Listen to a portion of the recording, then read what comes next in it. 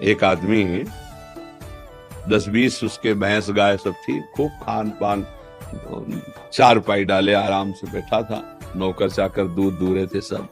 भगवान शंकर और पार्वती जी ने दृष्टांत से समझाया गया है कि कहा कि चलो हम तुम्हें भक्त के दर्शन कराते हैं। पार्वती जी से कहा, तो उसके दरवाजे गए और कहा भैया 100 ग्राम दूध मिलेगा? साधु वेश में, हमारे ठाकुर शालिग्राम जी, उनका अभिषेक करना है।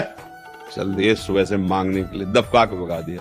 महादेव जी दूर हटे और कहा भगवान जितनी इसके पास संपत्ति है इससे 100 गुना इसको और दे दो। पार्वती जी को थोड़ा सा लगा सब अवघड़नाथ कहते हैं, इनको है भी अवघड़नाथ। उसने 100 ग्राम दूध नहीं दिया और इन्होंने वरदान दे दिया कि जितनी संपत्ति है उससे 100 गुना और बढ़ा दो, पर कुछ नहीं बोले। गए तो एक नगर के किनारे गंगा जी के तट पर फूस की झोपड़ी में एक भगत रहते थे, उनकी माँ थी उसी में, और एक गाय थी जो 100-200 ग्राम ही दूध देती होगी। देखा संत वेश में उमा पार्वती जी को, आओ आओ बे, साष्टांग दंडवत की, चरण पखारे। कहा भगवान मुझ गरीब के पास तो गाय का दूध केवल है। भगवान शिव ने कहा ला पिया। कुटिया से बाहर निकले, शाम जा रहे हैं, तो कहा भगवान कृपा करके आते रहना। भगवान कृपा करो, इसकी मैया और गैया दोनों का अपहरण कर लो, इसकी गैया और मैया दोनों को हटा दो। पार्वती जी जब आगे गई तो बोली देखो हम वहां तक तो बर्दाश्त हो गया, जिसने सादर तुम्हें प्रणाम किया, बातचीत करने के लिए मैया थी, जीवन यापन के लिए गैया थी, उसने तुम्हें दूध पिला, तुम कहो उसको भी मार दिया।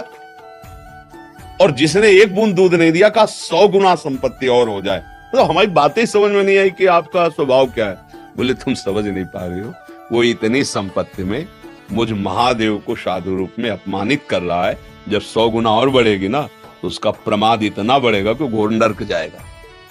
और इसकी थोड़ी मति गति समय मैया और गैया में जाता था, अब ये दोनों से अलग होगा, अखंड चिंतन करेगा और परम धाम का अधिकारी बनेगा।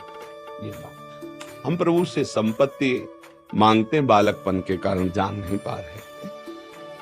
जैसे वो हमें परिस्थिति दी है बिल्कुल हमारे योग्य है, मान लो मेरी बात, जैसी परिस्थिति दी है हमारे योग्य है। हमको क्या करना चाहिए? परिस्थिति का सदुपयोग करके भागवती की स्थिति प्राप्त करनी चाहिए। हम परिस्थिति सुधारने में पूरा जीवन लगा दें फिर भी नहीं सुधरेगी।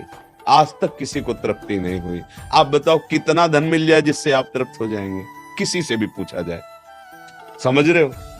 आप अगर अंक में रखोगे भगवान दे देंगे, अगर फिर आपसे यही हम प्रश्न करेंगे ना तो उससे कई गुना बड़ा अंक की अभाव की अनुभूति आपके दिमाग में होगी, वो भी अंक पूरा हो जाए। तो भारत में ऐसे भी धनी हैं जिनके कई करोड़ रोज आए हुए हैं, क्या उनसे पूछो तसल्ली है तुम्हें? तुम्हारे आए हुए से तुम संतुष्ट हो? नहीं, उपाय में लगे हुए हैं और आए हो।